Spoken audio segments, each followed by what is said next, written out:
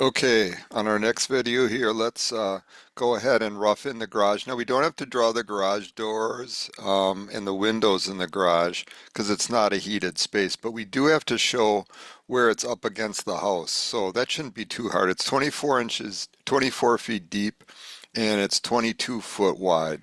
So let's go ahead and draw that in SketchUp. So the garage is on this side here. We'll just draw it from the ground line because obviously you drive your car in on the ground. So I'll just go ahead and draw some lines here. We'll make sure we're on axes. So we're going to stay on the green axis and it's going to be 22 feet. And then we're going to go ahead and draw it on the other axis, 24 feet. And then we're going to bring it back up to hit the house. And then what we can do is we can just go ahead and extrude this up until it matches the top of the house because the roofs on the house and the garage will line up. So let's go ahead and get our push-pull tool. Oops, I've got the wrong thing selected, obviously. So let's select this and get the push-pull tool. And we're going to hit the control key again to make a new face. We'll lock it in there.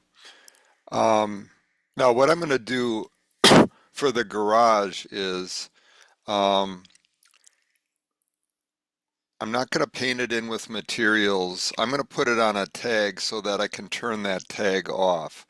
Um, so like if you still wanted to like go back in and change the material where the garage is up against the house to a different material, you can do so without missing it.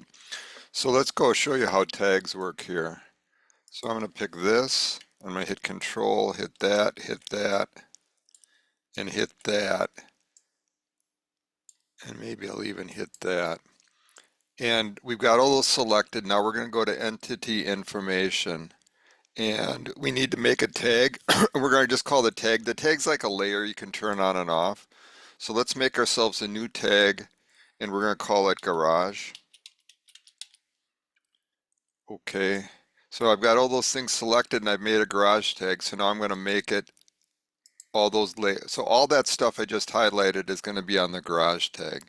So now you're going to see what I can do here is if I go to tags, I can turn the garage tag off.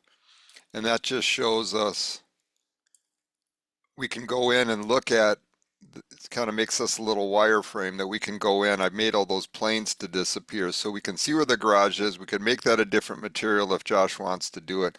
Now you'll notice when I extruded that up, it made me a new surface there on top of all the other surfaces. So if you want to go back in and repaint the door to be red, because I don't think the red's still underneath there. Let me just double check.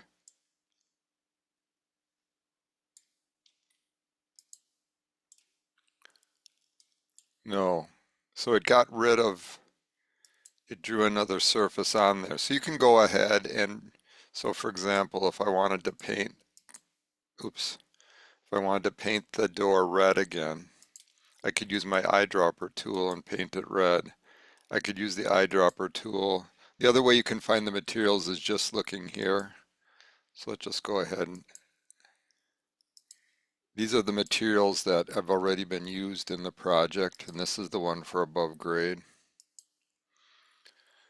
Okay, so we've got the garage now modeled. All we need to do for modeling that is good. So let's go back in and enter the information and I'm sorry, on tags, and we'll turn the garage back on. Okay, so now the next thing we need to do is model the porch, and maybe I'll just go ahead and do that in a separate video.